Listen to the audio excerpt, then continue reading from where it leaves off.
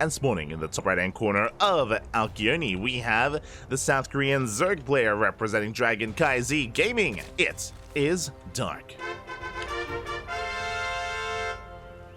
And spawning in the bottom left hand corner, we have his opponent. We have the South Korean Protoss, the blue Protoss player, currently teamless. It is Klose.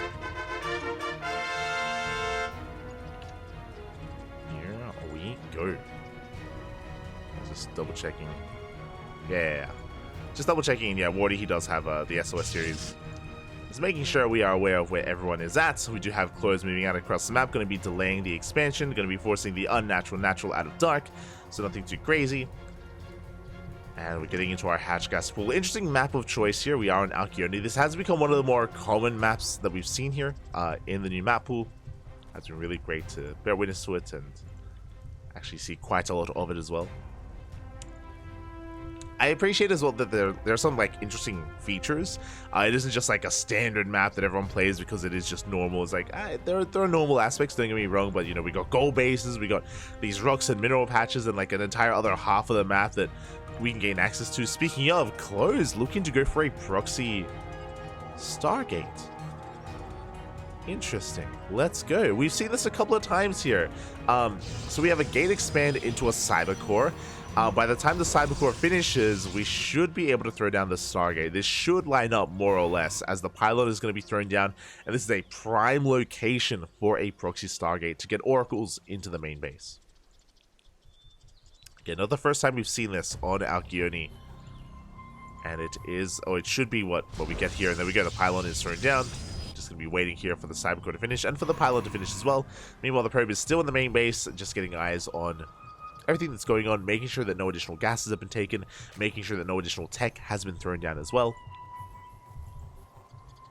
Keeping an eye on Dark. And there it is. There is that Stargate. Now, I'm still very much so of two minds when it comes to this build. The reasoning for, I've said this before, but the reasoning for this is because when you go for a proxy Stargate like this, you leave your production vulnerable to being depowered, obviously. So it does come with some risks, some pretty big risks actually. Like, you're trading off the safety of producing 3 oracles for getting economic damage done. But a player like Dark should have his queen in position. We have 1 queen here in the main base. We don't have the 2nd queen though. We're delaying the 2nd queen, or we're delaying the, I should say, the 4th queen, as we're making the 3rd queen here at the natural. And as a result, this oracle can get damage done. Now again, if this gets depowered before we get 3 oracles, then this 3rd base is going to be very vulnerable, and we may have a really hard time expanding for the Protoss. Likewise, if the game progresses and if we want to go into a transition into Skytoss and we have to rebuild that Stargate, it is going to be a little bit of a slower process here for the Protoss as well. But here we go. We have the oracle on the way. In the main base, we have a 2nd queen in production, but it's not going to be done in time. The oracle does come out, zooms straight into the main, and the spore isn't here. Only 1 queen. We can ignore it, and we can focus on as many drones as we can. Oh.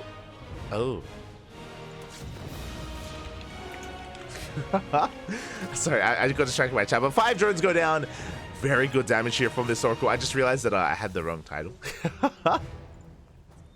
I thought I fixed it. My apologies, my apologies.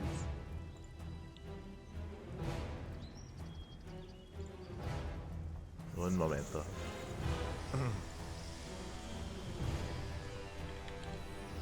I got you covered, I got you covered.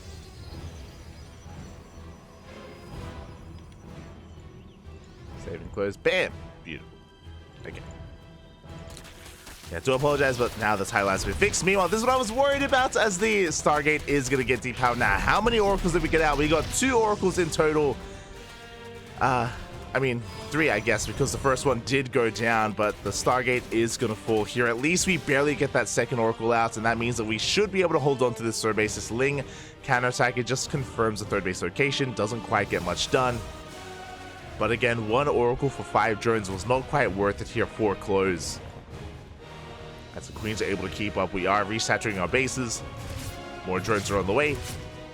And so far this time, Dark is keeping up with the oracles. But thank you, Talimo. Thank you. I appreciate it. I did just change the title. There's wondering, we use a program. We use a program called Casting. Oh, we're going all in. We use a program called Casting Tool, which automatically does update the title depending on what series we're casting. But you have to set in the title or the rest of the format ahead of time, and it will set up to WTL, which was yesterday. But here we go. We do have roaches, queens, lings. Everything's flooding across now. We're cutting workers at 44. That is all we need as we are completely all in. We do have one stasis trap here. The shield batteries are still on the way. And Dark, he has options. He can either go for the third or go for the natural. He's going for the natural for now. He forces the activation of the pulsar beam, baits out Klose.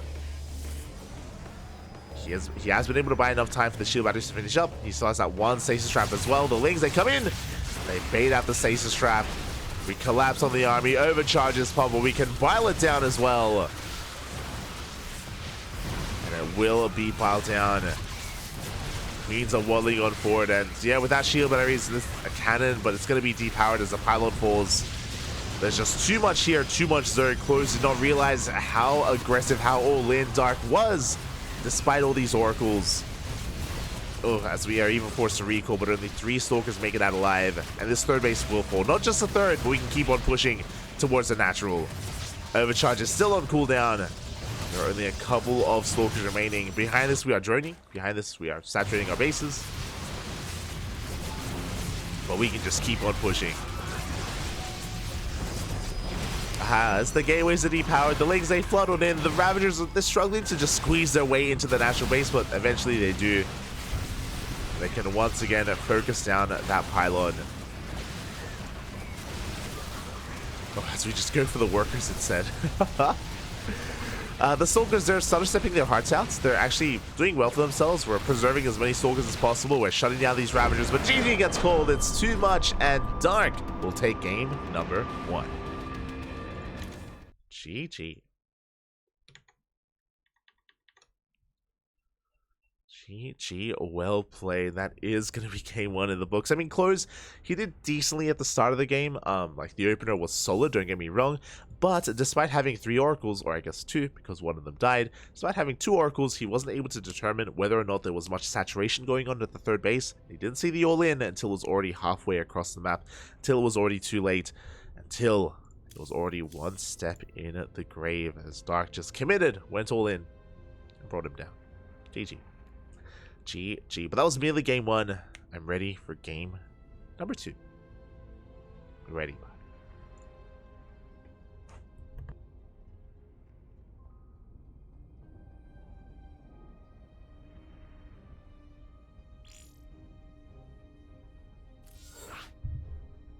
Oh, and we have our map. It is going to be on, if I read correctly, was it Site Delta or Hardland? The site, yeah, Site Delta. Yeah, let's go. Are on the way. Meanwhile, if you're in the chat, hope you're enjoying yourselves. Hope everyone is having a great time this lovely Monday evening or Monday morning if you're in the Americas. Monday afternoon if you're in Europa. Hope you're having a good day. Hope you're having a good time. This is a pretty big week for us, actually. I tweeted about it earlier, vaguely tweeted. But if you are not in the know, ESL Masters, the regionals, Americas, Asia, Europe, is this weekend. It's starting on, actually, even before the weekend. I think it's starting on Thursday, right? Jesus. Yeah.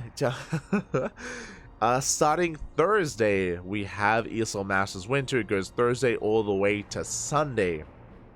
4 days in a row. Then we have a 2-day break for the ESL Open Cups. Then right back into ESL Masters again. So big week coming in for us. I'm still not entirely certain how I want to do it. So we have permission to co-stream. If you're wondering what that is, co-streaming is basically we have permission to run the main stream on our stream and like commentate over it. I'm pretty sure it's meant to be more for like a React sort of thing, like a React channel, because we don't have a clean feed, which means if we want to listen to the game, if we want to listen to like the in-game sound effects and the music, then we have to listen to the casters as well. So we could try to cast basically ourselves, but it would be without in-game sounds, which will be weird. Like it'll be a bit odd. We could maybe try and lower the sound or do something else. Or we could just react, which is weird because that's not really what we do. Like we're not, you know, I guess it could be like an impromptu like viewing party for ESL Masters. In a way, you can get our reactions to it, or we can try to cast it. I'm still not entirely certain which one I want to do. We can do both, like as in like we're allowed to do either one. Just trying to come up with a good way to do it. And here we go. Well, regardless, what I'm getting at is, would you plan on streaming the entire time? It's a big stream. And here we go, spawning in the top left-hand corner of side Delta, we have the South Korean Zerg player representing CranKy Gaming, leading the series 1-0. It is Dark. And spawning in the bottom right, we have his opponent. We have the South Korean Protoss, currently teamless, the blue Protoss. It is Klose.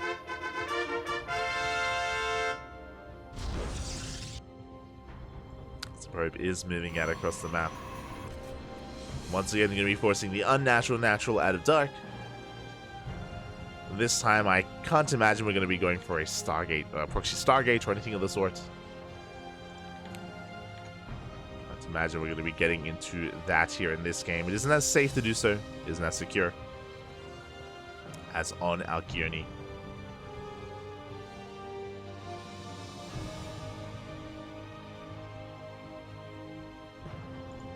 Should say on top of us being able to co-stream the main stream, we will be a part of the B stream as well.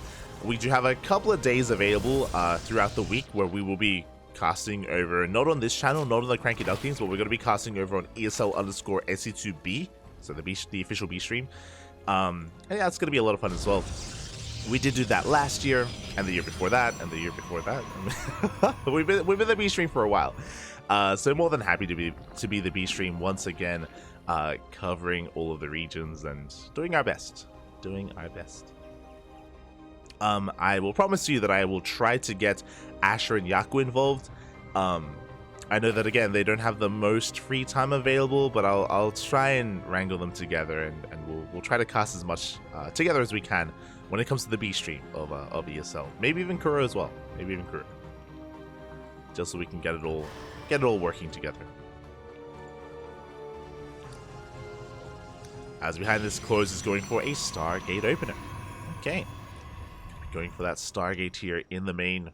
This time not across the map, not proxied, thankfully. I did mention before that Alkioni is very unique in the sense that you can get away with it a little bit easier on that map. But even then it was shut down.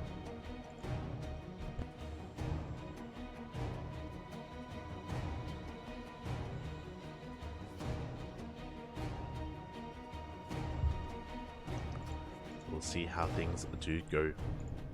Behind this, we have our third base. We're going to be joining, saturating our bases. Nothing too crazy out of Dark yet. Likewise, we're waiting for the first unit of choice, whether it's going to be a Void Ray, an Oracle, or a Phoenix. And it is going to be a Void Ray first out of Klose. Very interesting. You have my attention.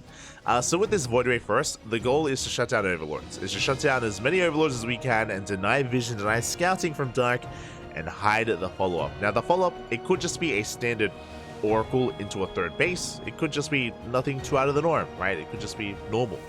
Or it could be something crazy, like a Twilight Council into DTs or Glaive Adepts or a Charge All In.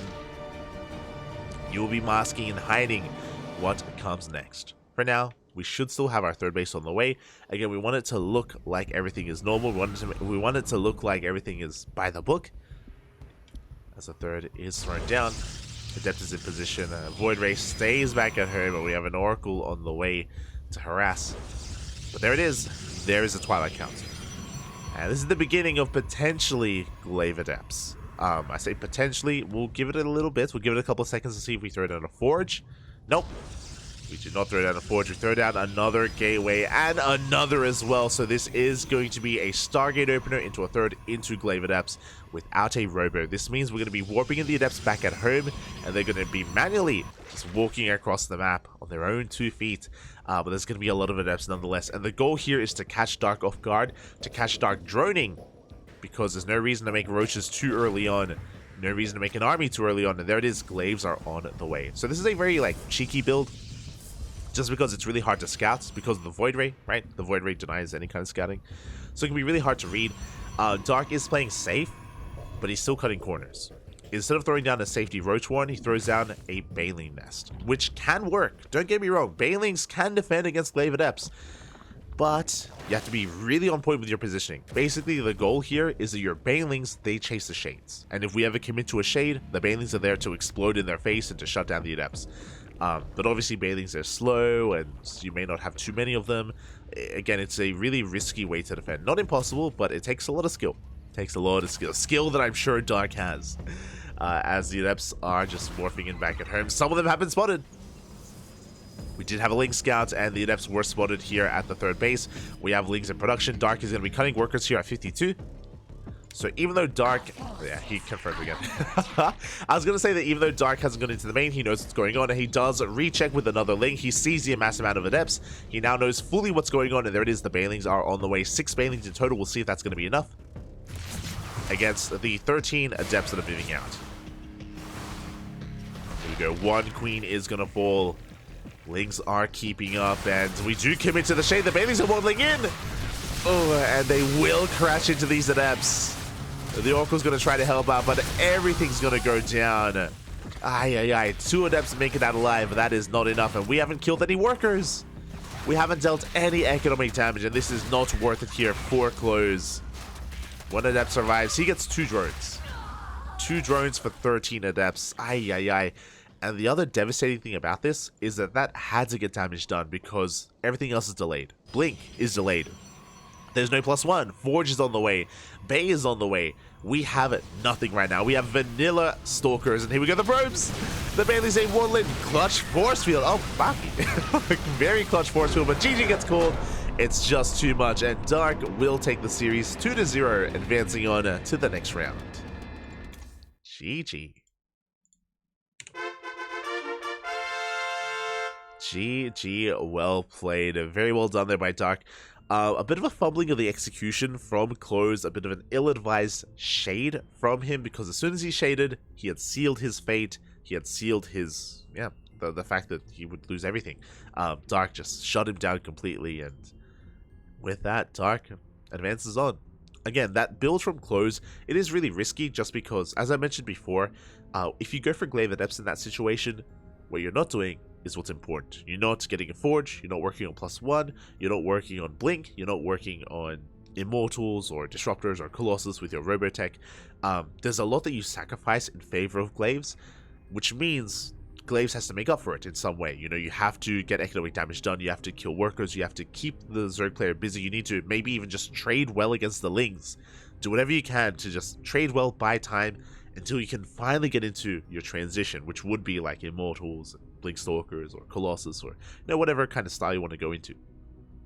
That's kind of the onus that's on those Adepts to get damage done, and alas, didn't happen, got shut down.